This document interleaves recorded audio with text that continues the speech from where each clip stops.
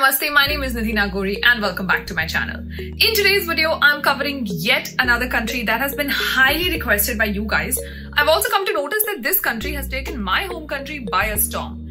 And that country is South Korea. So for some reason, a lot of you have requested me to create a video about work permit and student permits, scholarships, etc. on South Korea. Now, I'll be honest, I know the terms like K-pop and BTS, but I've not watched them. So it is difficult for me to relate to them. But if you are a K-pop or BTS fan, I hope I'm saying that right, this video is for you, so stick around.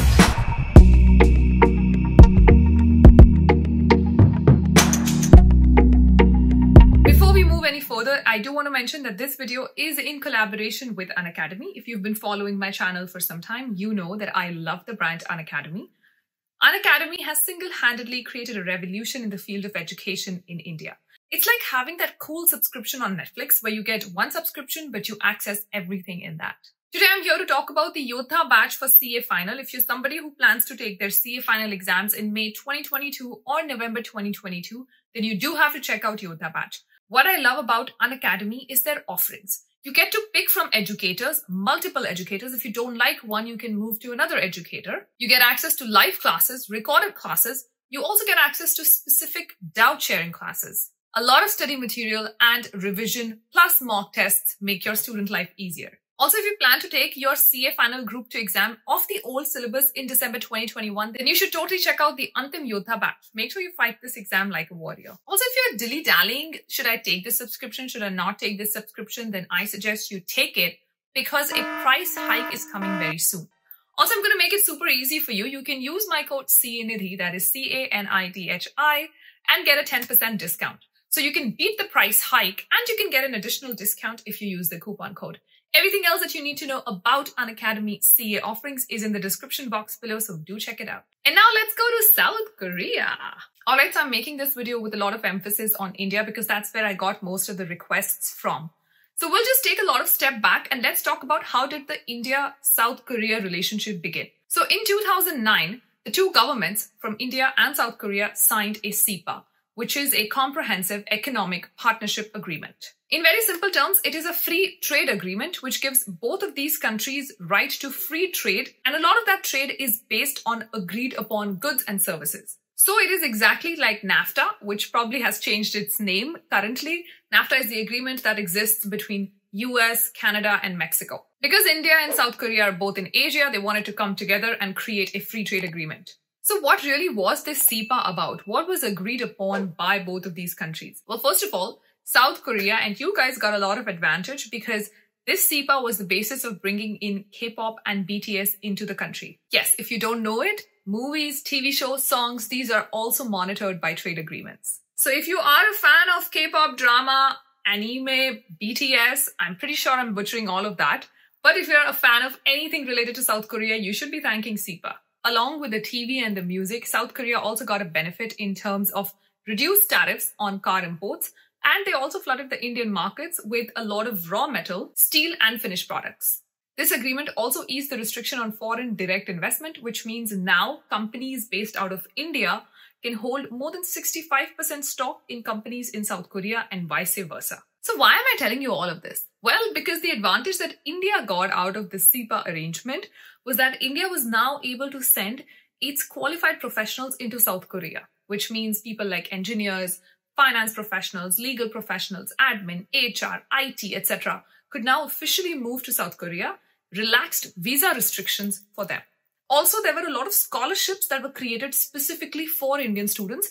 India also created certain scholarships specifically for South Korean students. So while India got a lot of South Korean goods, South Korea started taking in a lot of Indian services, which means now it's easy for professionals like yourselves to consider moving to South Korea. Alright, so we'll talk about professionals later. First, let's talk about students. As I mentioned, there are a lot of scholarships in South Korea. So if you are an Indian student, then you should be applying for these scholarships. Just make sure that before doing your applications, you also start taking some South Korean classes because certain level of proficiency is always expected. So South Korea has over 400 public and private universities, and a lot of Indian students actually get advantage in these universities. I'm saying this on the basis of information that I've picked up from the Indian Embassy's website in South Korea. They also state that about 30% of these classes are taught in English, If you do your graduate courses, which means if you move for masters, then it's easier to find more English-based courses.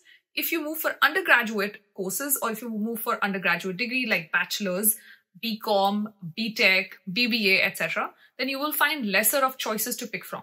Why is it important? Because the more the number of choices, the higher chance of you to get a scholarship. And you could always get a scholarship in undergrad as well.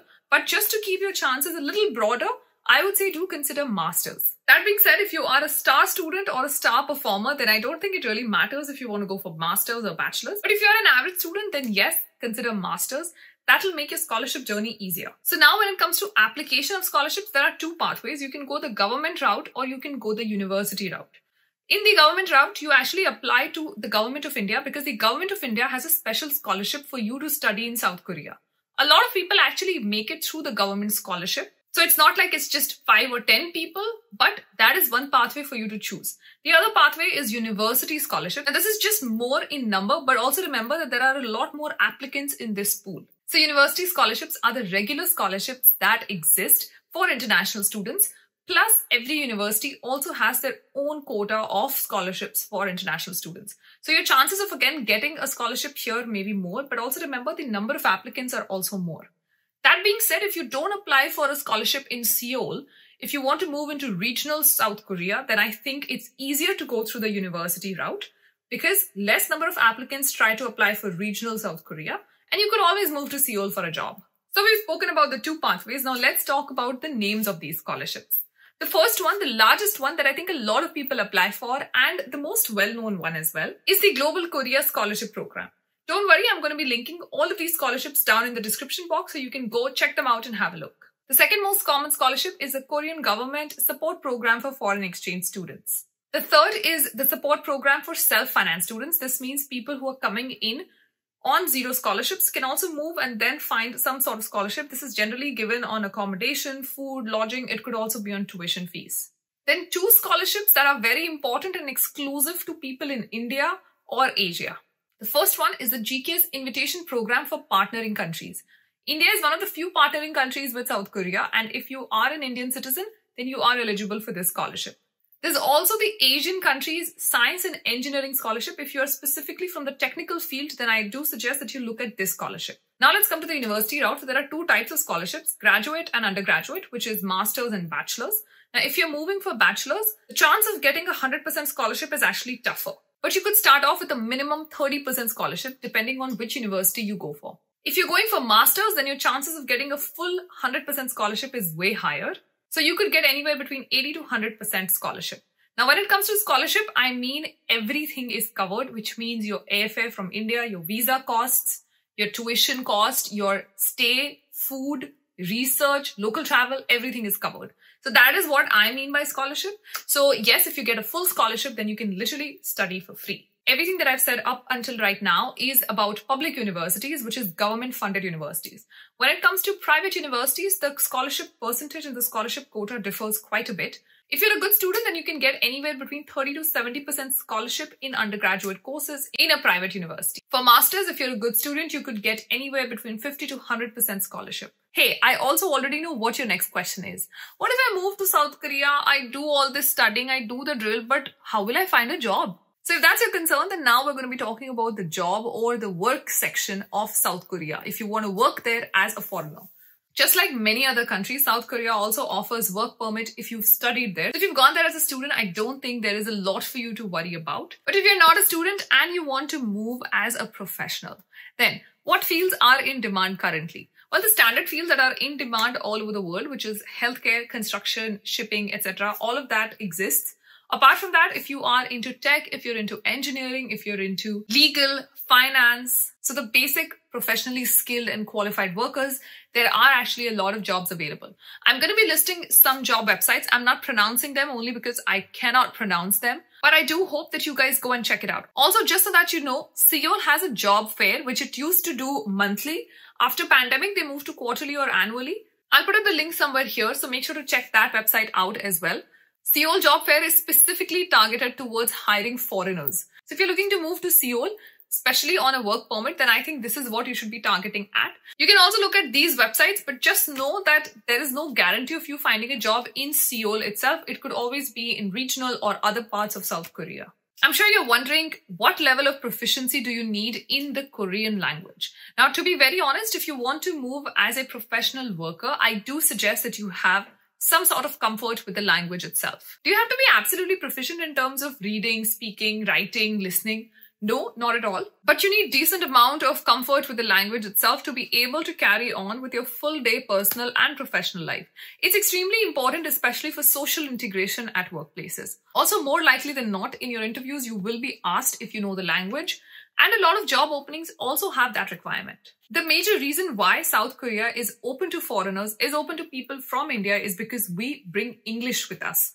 They do not have the same level of proficiency when it comes to English. So they want to get somebody who can speak good English, but also can speak decent Korean or understand decent Korean for them to carry on with their daily activities. So that's all, you guys. I hope that this video was helpful. So make sure that you refer to these job sites. Last point that I want to mention is that many of these job sites will already be in Korean. So if you're trying to do this, make sure you do it on a computer where you can also open up a tab of Google Translate or any other translate feature that you want to use. And then you can literally copy and paste and translate the postings in English and understand if this is a good fit for you or not. On that note, I hope that this video was educational, informative, and fun for you. And I do hope that a lot of you will consider South Korea at some point in your careers. Some of the links will be in the description box, so make sure to scroll down as well. If you like this video, please don't forget to hit on the like button down below and subscribe to my channel, because a lot more countries are coming up. I'm going to give you details about many more countries. So I'm very excited to be doing that. And this journey is going to be more fun if we are on it together. On that note, I promise to see you in the next video. Until then, please stay safe, take care, keep smiling. Namaste.